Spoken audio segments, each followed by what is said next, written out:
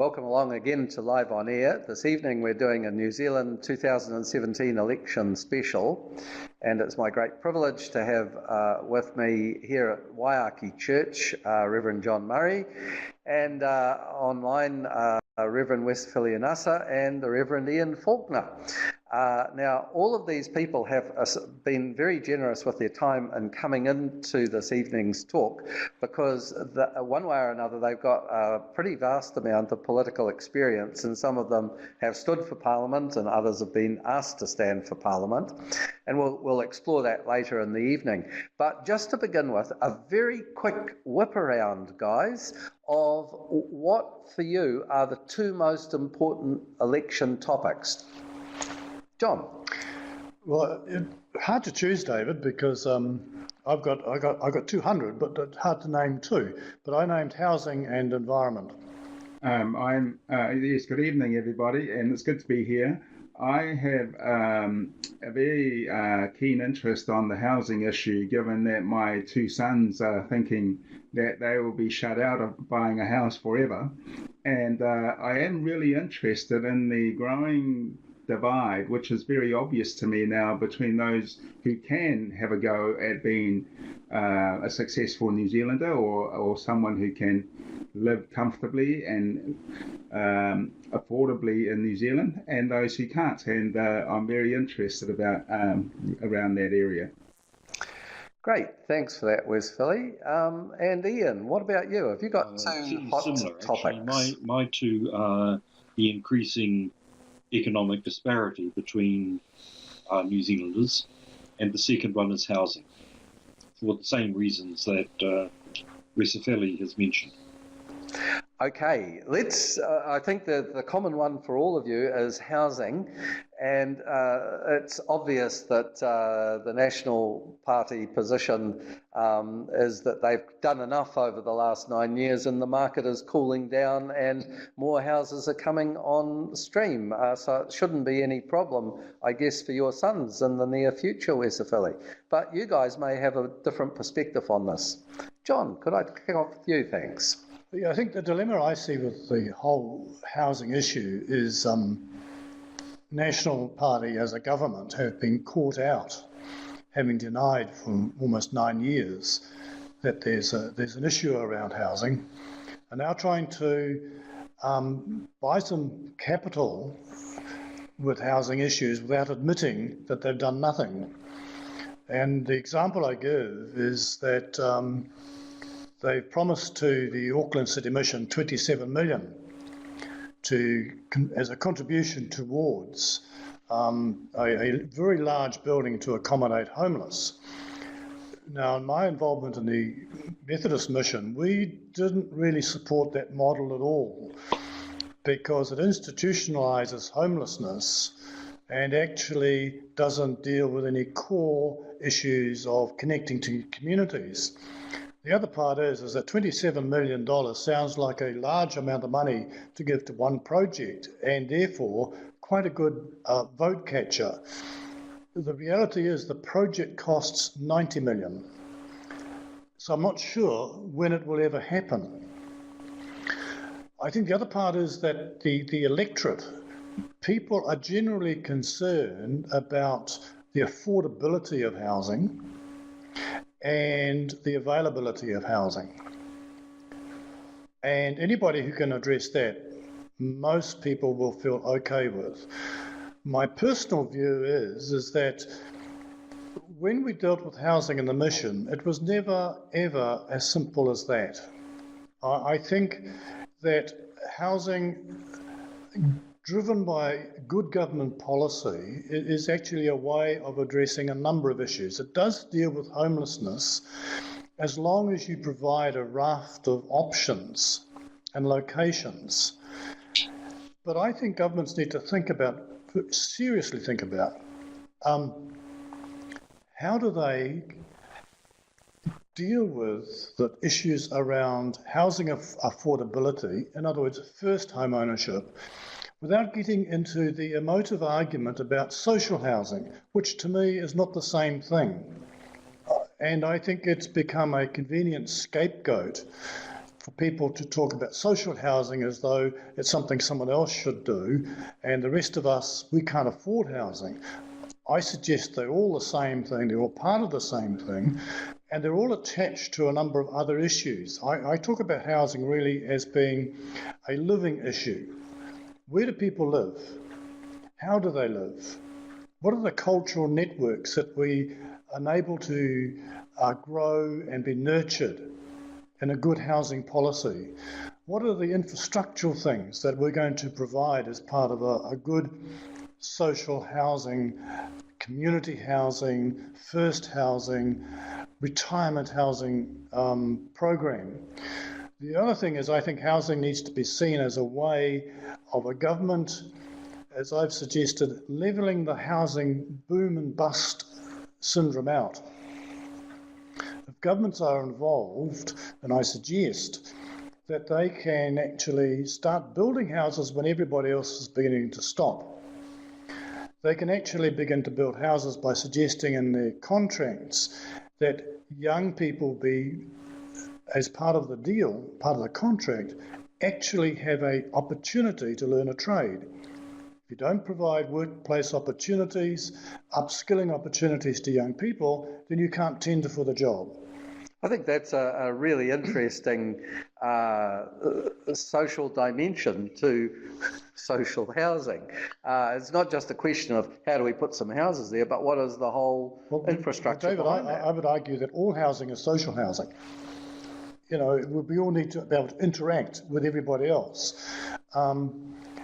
Seeing housing as simply a political issue or a issue to be avoided doesn't help. Or simply saying, if we do this, that's the problem solved. No, it's not. You have to do a raft of things. And I think good community interaction means that you end up not just with a short-term solution, you end up with some good long-term communities being established, built and nurtured around a good housing program. But John's given a pretty comprehensive response, but I want to come really to the basic point that housing, which is meant to be a very basic need for families and communities and individuals, have become so politicised that we are now using housing as in New Zealand society as a divide between generations of those who have their own houses and those who want to buy a house. The second thing is that we are now dividing those who clearly have, because in Auckland, for example, you're a millionaire instantly with a house, whereas those who are basically needing a house can't even get into one. And that's a generational thing. It's not just going to be mum and dad who don't have a house, it's going to be their kids and possibly the grandkids. So it's a very deep divide that we have now established around what is a very important part of a healthy and well community. I don't know what the... Sorry to interrupt. Do your sons see it as achievable to get a house? I'm not sure whether they see it as achievable on their own, but it happens that we have a house that they might want to use to get their own.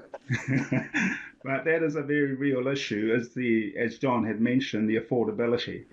I mean, if we're talking affordability in the vicinity of $600,000 to $700,000 in Auckland for a very basic house, I think that is signalling some deep social problems going into the future. Wester Philly, just a comment from you. You've talked about the purchasing of houses. I've not.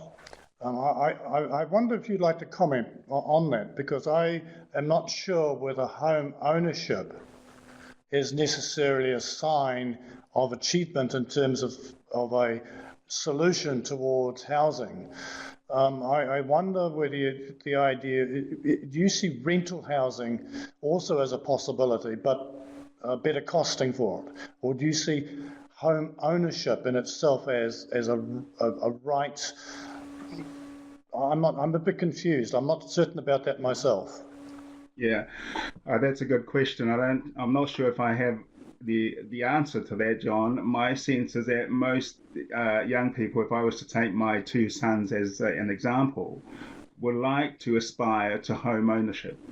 that is to buy their own home and actually build whatever their aspirations are for the future, as well as building their own home, their own families. So my understanding is that they're talking really about ownership rather than rental accommodation. I would just like to contribute to, or to add to what John has said, in that, for me, housing is more than just 4 walls and a roof over somebody's head. It contributes to a whole range of other things. It provides stability for people. It provides health for people. It provides a sense of community. It provides a place for recreation. All those sort of things are a package which, to me, come out of secure and stable housing and the opportunity for people to be able to live in what we might define as a home. Okay, Ian, I'm going to put you on the spot here. Which of the political parties is going to present the most opportunities for that kind of housing as far as you're concerned in this election? I don't see it as putting me on the spot. What I do hear is one political party speaking a lot about aspirations and hopes, and being criticised because there is no detail in that aspiration and hope statement, and the other major political party saying we've shown for a number of years that we're on the right track, you've just got to persevere with us for a little bit longer and all will come right. The latter group is one which I struggle to come to terms with. I am a person who likes to look for hope and aspiration, and would like to think that things develop from that. Our next topic is about education, and I'm going to go to Ian Faulkner, who was the principal of Wesley College for many years and principal of other schools before that. And Ian, this is clearly close to your professional heart. Is there any one party where education policy is shining out as a clear vote winner because it's a sound policy? Short answer is no. I hear arguments that I can relate to being proposed by a number of parties. So, for example, I warm to the Labour policy of making tertiary education more accessible to all people, but I don't necessarily warm to what I hear is a scrapping of any form of national assessment or indication of where individual students are at a particular time. Now, the whole question of national standards is another matter, something to be unpacked in quite some detail, but I believe it is necessary for us to know where our young people are at a particular time, so that once knowing that, we can move them to the next stage in their development. Did I hear that Labour had just announced that it was giving now 3 years free tertiary education, or did I mishear that? That was in tonight's news. Right. Good idea or not? Well, I think Ian's leading to a really important point.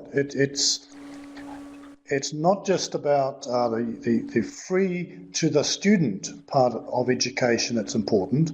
It's actually, are the government prepared, or any prospective government prepared, to fund the cost of education? And I would suggest that's across both tertiary, secondary and primary, so that you remove the need for parents to have to pay these voluntary contributions in order for their school to stay open. I would rather the promise were to providing more total education package rather than just no fees. Okay, because if you remove the fees, how do universities suddenly cope with all these extra students that come on board when we know already that our university in the international scales are sliding downhill because they're underfunded? I would argue the same applies to our secondary schools, unless they want to make all our secondary schools into charter schools, which won't save any money anyway. But I certainly recall in my involvement at Wesley with Ian, the inability of governments to fund education properly is just legendary. Yeah, can I add to the comments that have already been made? I'm deeply cynical of the idea that you give free education to university students so that they could freely do nothing for 3 years. My view is that I think university should be a choice, and it should be elitist in the sense that you go there because you choose to go there, not because you have a package that allows you to sit there for 3 or 4 years and maybe get a degree or maybe not. I think the university has intentionally moved towards the high-end achievers, where the people who are supposed to be there are supposed to be the ones who do what they actually studied for. So I'm pretty much in the camp that university really shouldn't be encouraged with free money. It should be there because people choose to be there to do something that is actually useful for the country. And we get that, in my case, we're having to fund and support our own son, who is probably going to come out with a debt of something like $100,000 to $150,000. But that's intentional, and that's because he chooses to do something that he thinks will contribute to people and to the country and to himself. So I'm not sure whether this is just vote buying or good policy, but it seems to me that we have a number of university students who probably don't put the money that they have already borrowed into good use. I do like the idea around charter schools. I think the more options, as John had mentioned, the more options we have for different students and different people, the better, rather than a conveyor belt where we all go to university or we all go to Unitec or whatever. I would want to check the definition of tertiary. So tertiary to me is what happens beyond a secondary school. And I know of many young folk who find any form of tertiary education simply beyond them, because they cannot afford the course fees, they cannot afford the transport to get to the place where their course is taking place. They don't have the necessary equipment. So the idea that there can be wide access to all young people to further train, whether it be in a polytech, as an apprentice, or in a university, is something that I would want to celebrate. John? Yes, I would agree with Ian's comment in West Phillies that you need a wide palette of options. There's a cautionary note, though, isn't there, around the elitist West Phillies. I think you're using elitist in a particular way. But if elitist is, it's only available those who can really afford it, is a problem that I think it is Piketty in his book on capitalism highlights, that actually it's elitist in that it's only available to those who have access to the scholarships and grants that you can get, say, at Harvard University or somewhere like that. If it's elitist in terms of striving for outstanding achievement, fine. The dilemma I have with all of the processes we've got around education at the moment are I notice a large number of people I've had to work with who will have 2 or sometimes 3 jobs in order to support their children, through secondary school and university. And in some cases, picking up Ian's point, I would argue to them, but why are you sending your child to university? Now, there might be a very good reason, but it's often just the idea that, well, if they get a degree, they'll get a job. One of the real difficulties I had in the mission was Samoan and Tongan young people turning up, with their deep commitment to the church and bringing with them their CV, which in some ways was sad, because in it they had a degree that wasn't worth very much, yet they had borrowed an enormous amount of money to get something that I'd want to say to them, this will not get you a job. That touches on the... Oh, go for it, Wesley. Yeah, can I add to that, John? I think it's important that, this bunch of money that's sitting there because you want to go to university, it's actually going to provide, as John had alluded to, this great future, which in some cases doesn't actually exist, despite the money and the debt that some parents and some students have gotten into. So I think it's a very cynical vote-buying ploy. It will benefit some, but the majority will end up, particularly from the marginalised immigrant communities of Tongans and Samoan and other groups that have come in and have tried to make their way, most of them will struggle to get into some of those corporate places or jobs that are going to give them a reasonable living. It does depend on the school you go to in many cases, and it does depend too on the networks you have. And for me, watching some, as John had seen, some of these students who have put their life and savings into a law degree or whatever, are actually having to go back to do something in the public service like the Ministry of Social Development with the law degree. And yet it's cost them a packet. And this is where I think some of this stuff is actually quite cynical and misleading. Because you go to university does not necessarily give you the kind of economy that you are hoping for your family or for your future. Despite the idea, as you say, Ian, it should be available to everybody. The reality is that some people get in, if you happen to be from Auckland Grammar or King's College or Remuera, and most of those kids who are coming from South Auckland or West Auckland will probably end up in the very... Well, those are really interesting and quite powerful sets of arguments against Jacinda's announcement of free tertiary education for 3 years. I thought she might be on more of a vote winner with the idea that you did it for 1 year and worked out whether this was the right thing. This was a kind of a pathway that could open up. I'm not convinced by that policy. Pardon me, the two of you have both mentioned, and Ian certainly touched on it, economic disparity among these young people. Are the young people trying to get into tertiary education at any level, if they're coming from a very poor background, it's just not simply going to work for them. And I think that was your point, Ian, that they don't have the tools, they don't have the background, they don't have the resources to be able to cope with it. So how much of a problem for New Zealand society is this widening gap between the rich and the poor? Have we, in fact, through the last 9 years or possibly even beyond, have we legislated for an impossible disparity? Will it ever be bridged?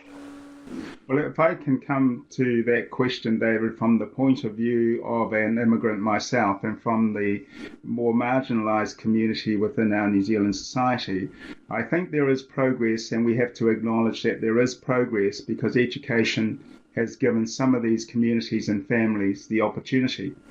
But it's not progress at the kind of pace that is needed.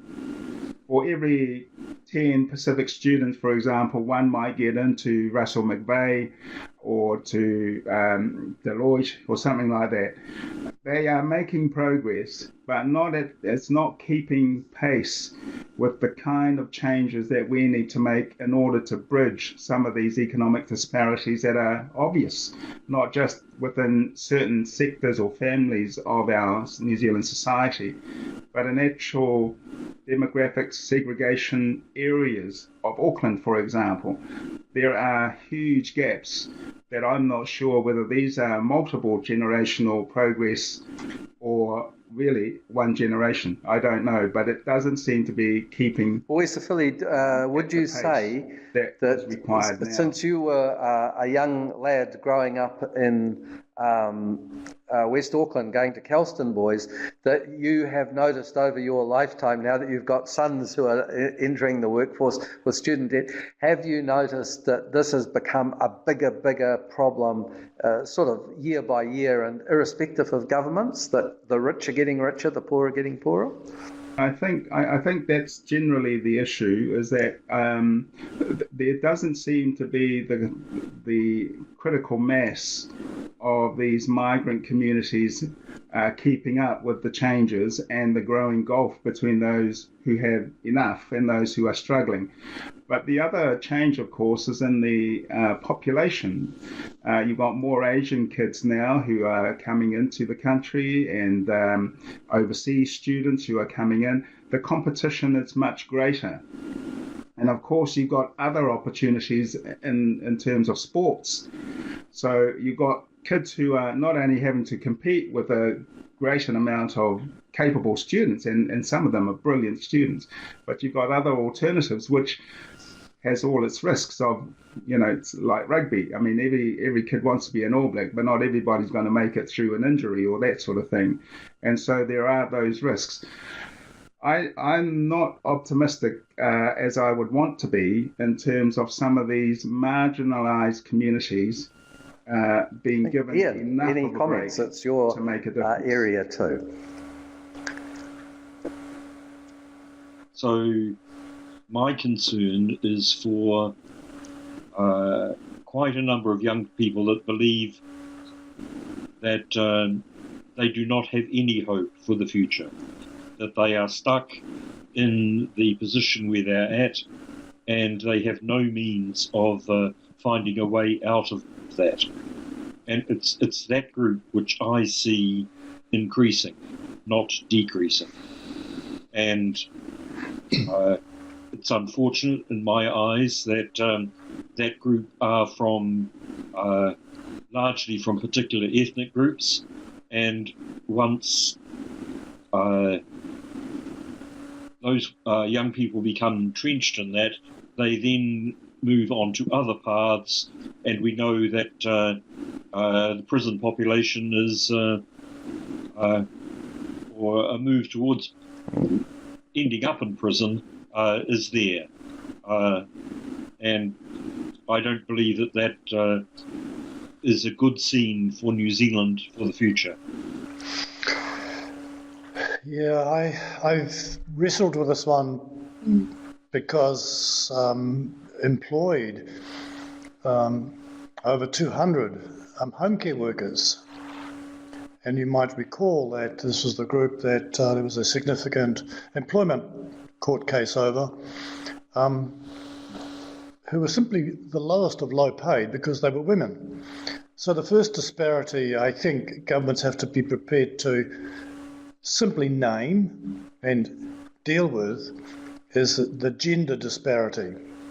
So that you have, if you're doing a job, it's the same whether the pay is the same whether you are male or female. The other one is the disparity between those who have that opportunity by the simple fact that they are Pākehā. And I find that deeply disturbing because at one level it shouldn't be there. And yet, statistically, it is. There is a disparity. So that you create this low-waged cohort simply by saying, well, we can afford to pay this type of job less per hour because it does less, in brackets, because predominantly done by Māori, Samoan or Tongan or Fijian. It will not be done by Pākehā. So there's that type of disparity.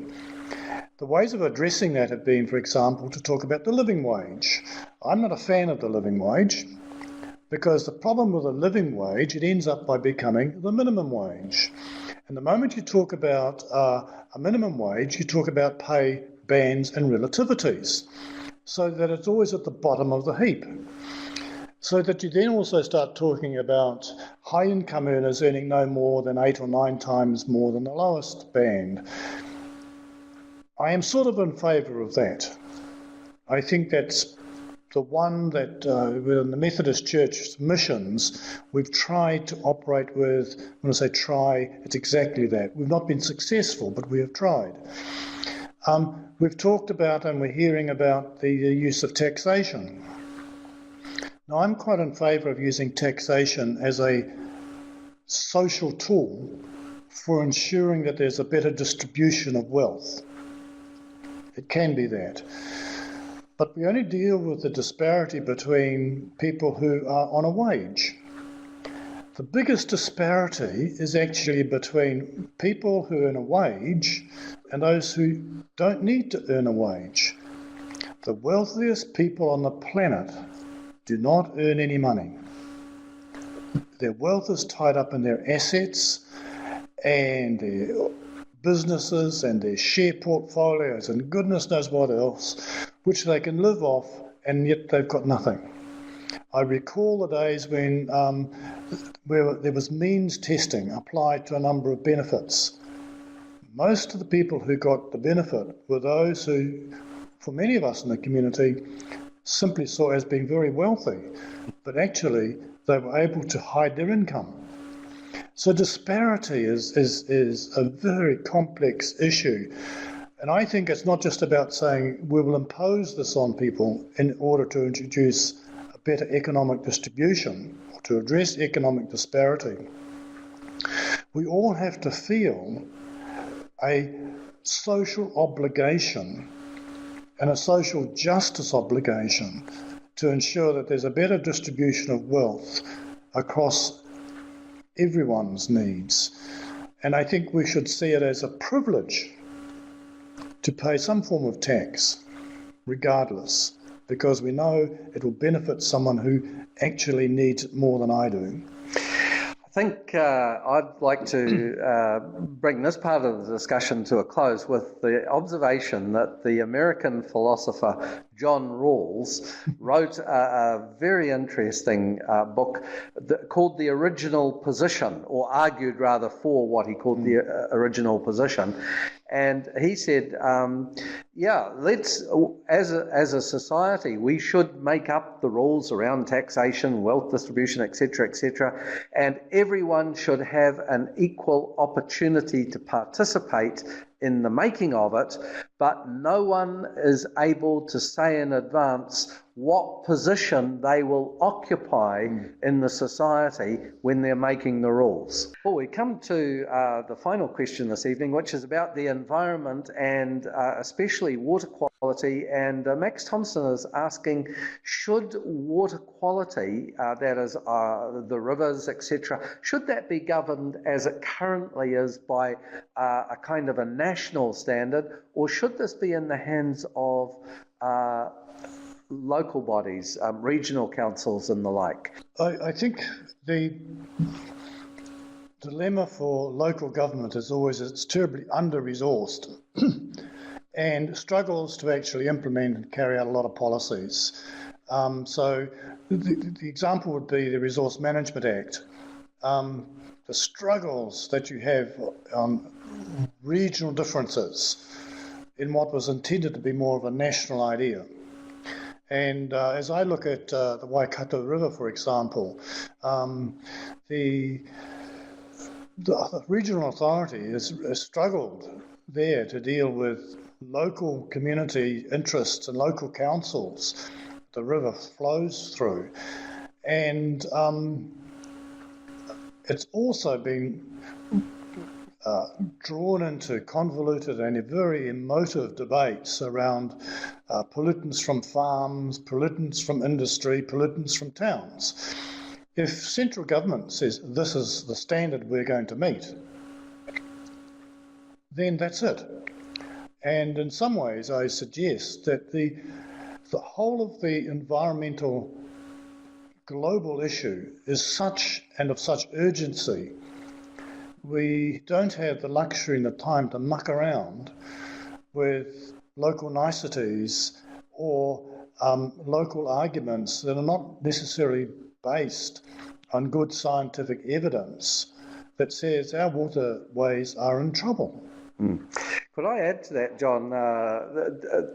Was it the Ruataniwha dam in the Hawke's Bay? Yeah. And for a number of years, farming community and I think local government wanted to build this dam, and quite clearly National Party policy was that this would be a very good thing in terms of the economic benefits. But at every step of the way, they were declined, and it went through a couple of court appeals, and finally, they've said, no, this is not the right thing to do by the environment. And unfortunately, Bill English said, oh, well, we'll change the Resource Management Act. And I thought that was an act of political suicide amongst the blue-greens. There's quite a few people within the national scene who are blue in terms of their politics, but have a definite green tinge about it. And I think that cavalier attitude to dismissing and I've heard it said by a number of national aspirants, that the Resource Management Act has to be changed because it's stacked against development. Actually, it's stacked for the environment, and that's what it was set up to do. And Winston Peters made the very telling point on the minor parties debate that the vast majority of New Zealanders simply know that the state of the rivers is not right, and there's no point, as you said, in dividing town and country and rural communities against city developments. We're all drinking the same water. We're all swimming in the same rivers. We're all trying to make our livings off the same land that's where the water is going into those rivers, the runoff into them.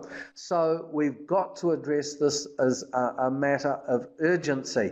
And for me, it's the prime issue of the debate, the environmental issues. Westphilly and Ian, how do you feel about it? I'm interested in the conversation that was on TV this morning, and the perspective by the Māori Party about the involvement of iwi, which I suspect is partly local and partly central in terms of waterways and the environment and so forth. I think it does come down, as John had alluded to the fact that local governments are under-resourced, but are also, I suspect, not really wanting to get into the kind of arguments that all the other things get into, like transport and so forth.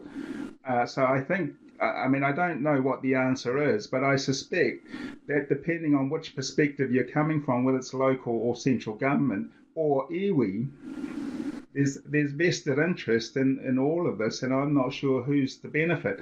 I think it should be looked at from how the community can benefit from the environment, and I'm not sure whether that's part of the argument at the moment, or whether it's throwing around the idea of who's going to benefit politically, and whether it's business or the farmers who are going to benefit in terms of the economic returns. I'm not quite sure where the conversation is at in terms of that or in the future, but I suspect iwi and Māoridom might have the stronger arguments in terms of some local responsibility. I would only comment, just follow up on David's point, that water is something that is essential for all of us.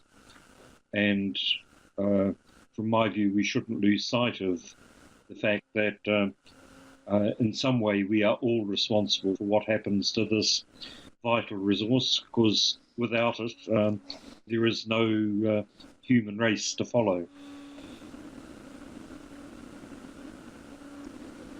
could I just make a comment there, David?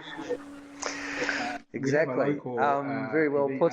Situation up north where the Russian billionaire has asked the local council to give consent to him draining the local river to water his garden, and the Māori iwi has objected, and it's the only time the regional council or the local council listens to the local community. And I'm not sure whether central government could help here, because I think they were very encouraged when the Russian billionaire came up north.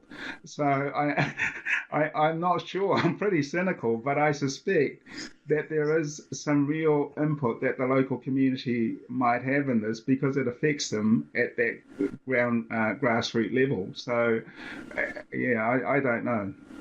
I wonder whether the dilemma always for politics and argument about the environment is that politics are about promising something now. To talk about the environment is to talk about the future. And in some ways, the immediate gain might not be that much in comparison to the long-term cost. I mean, I think the classic example was, again, in the Waikato region, with the nitrates. It's not what you do now as an impact on the river now, it's what you do now and the impact of the river in 50 years' time, when those nitrates actually enter the river. Now, there's no political mileage to be made out of thinking that far ahead. That's the tragedy of it all. And unless we can actually say, we'll put aside our personal needs for now and take into account those really long-term needs, then the debate is always going to be on the, it's always pushing water uphill with a rake, if you like. Well, I think, John, you're highlighting the last topic that we want to look at tonight, because you're talking about the future. And the topic that I thought would be really great to end with is that some of you have stood as for political office or been approached to. And I wondered what your perspective was about, do you actually think the way candidates present themselves, because you've been in that process, do you think that they are really thinking about the good of the country first, or are they thinking about getting elected first? Now, Wesleyan, I think you've been approached by just about every political party under the sun in New Zealand. What do you think? Do you think that if you look at these candidates that are standing now asking for your vote and your electorate, are they there for the good of the country, or are they there because they want to be in office? I have the sense to turn them all down. I think political parties is a team game. And I think that it doesn't matter what your intentions are or your aspirations are for your political career, you've got to play the team game. And I think most of them are pretty much team players, whether we like their policies or not, or whether we like their partisanship or not. It's a team game, and it's difficult, I think, for some of them to actually, present themselves in light of the party. But I think that's the nature of the beast, and I think it's a very difficult career and life choice to be part of a very big organisation like a political party. But I think from what I've seen, they've done very well. They line up behind the leader, they nod their head when they're behind the leader on camera, and they seem to be saying the things that the leader wants them to say. So, you can't fault them. It's the old saying is you've got to swallow some dead rats, and I think they do that pretty well, but that's the nature of the game, I think. Ian Faulkner, what's your observation? Well, never having been in the position of anybody wanting me to stand for a national political scene, I think there's truth in what Wesleyan is saying there, because I just watch the various candidates lining themselves up in order of seniority behind the leader and following what they have agreed to do. That's a fair answer, Ian. John, yourself, you stood for the far left, didn't you? Well, I was chairperson of the East Cape Electoral Committee. In fact, ran one of their campaigns, and prior to that, had actually been nominated as a possible candidate. But like Wesleyan, I would have to say that even those people I find despicable, in actual fact, stood with good intention. I didn't like those intentions, but actually they believed in what they believed in, and they were committed to, in their view, bettering society and the world. The other part is, I think, in order to be a candidate, you have to have an ego. I mean, let's not beat around the bush. You've actually got to believe you're God's gift to this local community, and they need to get out and vote for you. If you can't believe that, you're not going to make it. The other part is then, I think, whether you like it or not, as Wesleyan said, you not only have to swallow dead rats, I think sometimes you have to live inside the carcass of an elephant.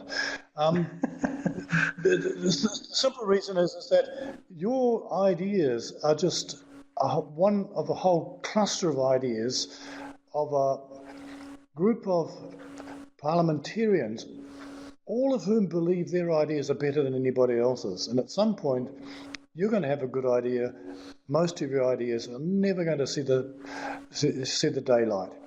The other part is that even in the last year since I was involved, the shift has really been away from the personality of the local candidate to the charisma of the leader. That's it.